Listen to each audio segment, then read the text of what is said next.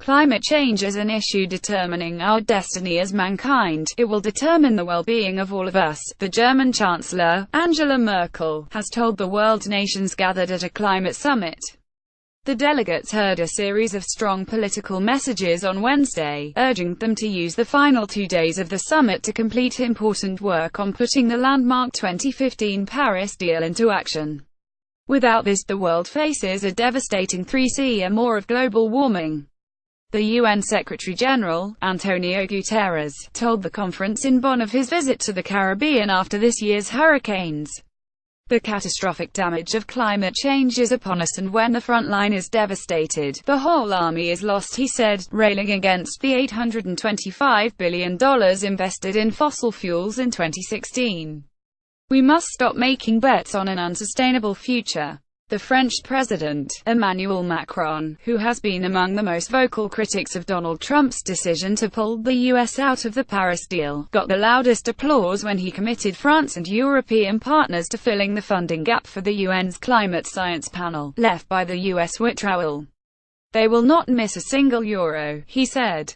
Macron also emphasized the global importance of tackling global warming, saying the fight against climate change is by far the most significant struggle of our times. He also addressed the issue that underpins most disputes at the global negotiations: the responsibility of rich nations that caused climate change to pay for the solution and compensate for the damage. Climate change adds further injustice to an already unfair world. President Ali Bongo Ondimba of Gabon, representing African nations, said the need for faster action was urgent. The fire is right under our feet. That is why I am expressing the extreme concern of Africa in light of the increase of disasters related to climate change. Africa suffers the loss and damage on a daily basis. It is now time for the developed countries to live up to their responsibilities, said Baron Walker, president of Nauru and representing small island states. Lack of resources is the problem. The talks in Bonn have progressed reasonably smoothly, without the drama and walkouts of previous summits. But one issue has flared up: whether rich nations are doing enough before 2020 to cut their emissions and to help poorer nations cope with the impacts of global warming. It has been forced to the top of the agenda by the devastating floods and hurricanes seen around the world this year, as well as the meeting being run by the vulnerable island nation of Fiji. Negotiators agreed a deal on this on Wednesday, involving new stock takes of action in 2018 and 2019 and on progress towards the $100 billion a year in climate funding that rich nations have promised to deliver by 2020. The divisive issue of loss and damage, compensation for poor nations for the climate change damage, has been diffused for now, with an expert meeting to address concerns next year. Progress has been made in drawing up the draft rules for implementing the Paris Agreement, an essential step ahead of agreeing them in 2018. Merkel, Guterres and Macron were almost upstaged by the first speech of their high-level session, given by 12-year-old Timothy Nolusala from Fiji, without any hint of nerves.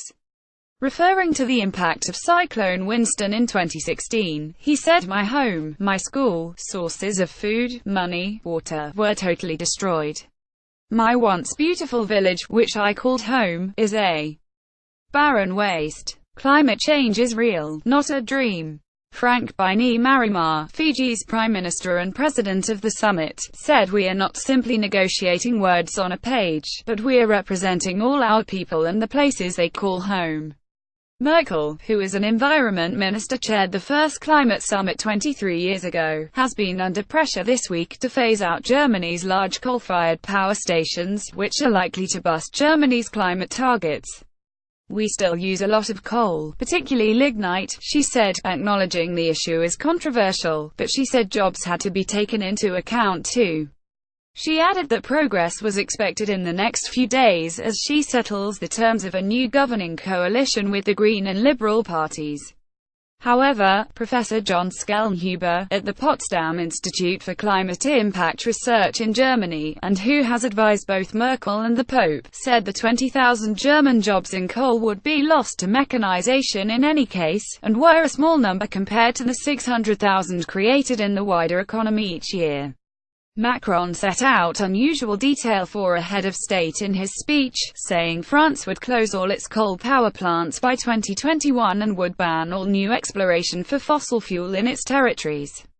He also said France would fund interconnectors and energy storage technology to spread renewable energy around Europe and work to push the cost of CO2 emissions to €30 a ton, which would end the viability coal and drive out gas.